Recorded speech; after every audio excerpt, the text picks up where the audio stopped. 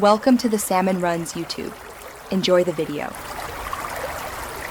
In this video, I will explain how to use your Roblox support ticket. First, navigate to the official Roblox support page on their website. You'll find a contact form there, which you need to fill out carefully. Make sure to provide all your account details accurately and describe the issue you're facing.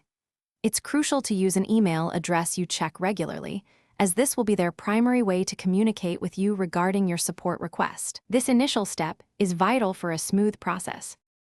Once you're on the form, select the category that best fits your problem from the available drop-down menu. This helps direct your ticket to the right team. In the description of problem box, be as thorough as possible. Include specific details like when the issue started, any error messages you saw, and what you were doing at the time.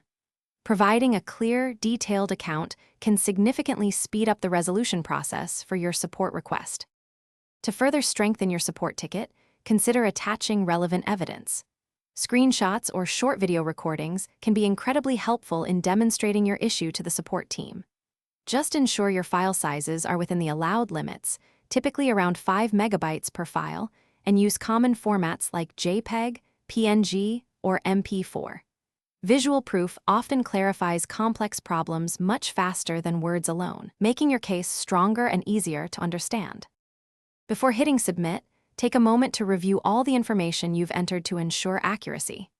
After submission, keep a close eye on your email inbox for any responses from Roblox support.